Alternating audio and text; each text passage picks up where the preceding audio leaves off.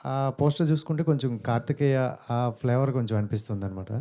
So, Nikhil గారికి చూసుకుంటే కార్తికేయతో 100 క్రోర్స్‌లోకి enter అయ్యారు. అండ్ టర్న్ కూడా అక్కడి నుండి జరిగింది. అండ్ ఈ మూవీతో మీకు కూడా అలా 100 క్రోర్స్‌కెళ్ళే అవకాశం ఉందా? టర్న్ తిరిగేది?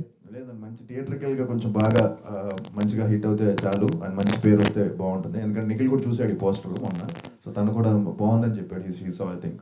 సో తను కూడా ఇది బాగుంది, నాకు మంచి ఎక్స్పెక్టేషన్స్ ఉన్నాయి ఫిలిం మీద, పోస్టర్ చాలా బాగుందని చెప్పాడు. అండ్ యా, సో తప్పకుండా ఒక మంచి ఫిలిం చేస్తే ప్రేక్షకులు తీసుకెళ్తారు. అండ్ రెవెన్యూ అనేది మన చేతిలో లేదండి. అండ్ 100% నాకు ఒక మంచి కంబ్యాక్ వస్తే మోర్ దెన్ ఇనఫ్.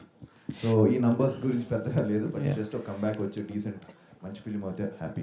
యాహ్! ఆది గారు ఏంటంటే అంటే ఎలాంటి స్టోరీ విన్నా ఆడియన్స్ పాయింట్ ఆఫ్ నుండి వింటారు. కొంచెం లేట్‌గా వచ్చిన మంచి కంటెంట్‌తో వస్తారైతే విన్నాం. సో, ఆడియన్స్ పాయింట్ ఆఫ్ నుండి చూసేటప్పుడు మీకీ మొత్తం ఓవరాల్ స్క్రిప్ట్‌లో ఈ పాయింట్ బావుంది. ఇది బాగా కనెక్ట్ అవుద్ది అనేది ఏది ఉందా? 100% స్క్రిప్ట్ మంచి స్క్రిప్ట్ అండి. మంచి టైట్ ఎంగేజింగ్ స్టోరీ. అండ్ నాకు ఏం నచ్చిందంటే ఇతను క్లారిటీ అండ్ షార్ట్ డివిజన్ ముందే చేసుకొని ప్రాపర్గా అండ్ మంచి హోంవర్క్ చేసి ఒక ఎండింగ్ ఏంటి బ్రదర్, అదే అదే, so ending with God. So షణ్ముఖుడు మీద ఎండ్ అవ్వడం, బిగినింగ్ కూడా దాని మీద ఉండడం. సో తప్పకుండా అందరికీ నచ్చుతుందని నమ్మకం ఉందండి. Thank you. అండ్ అంటే రీ రిలీజ్ అనేది బాగా ట్రెండ్ అవుతుంది ఈ మధ్యన. ఏంటండి? Re release movies.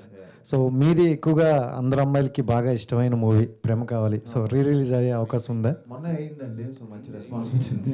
రీసెంట్గా లాస్ట్ ఇప్పుడు ఇప్పుడు గుర్తు 2-3 మంత్స్ బ్యాక్ అయింది. దానికి మంచి రెస్పాన్స్ వచ్చింది. మళ్ళీ February 14th రిలీజ్ చేయమని అడిగారు, వ్యాలంటైన్స్ డే రోజు. వద్దులేండి అప్పుడే, మళ్ళీ నార్మల్ ఫిల్మ్ నా చేసిన మూవీస్ రిలీజ్ చేసుకుంటాను అనుకున్నాను. సో రీ రిలీజ్ అనేది, yeah, but it's a trend and people are coming and enjoying. That's a good thing అండి. Thank you.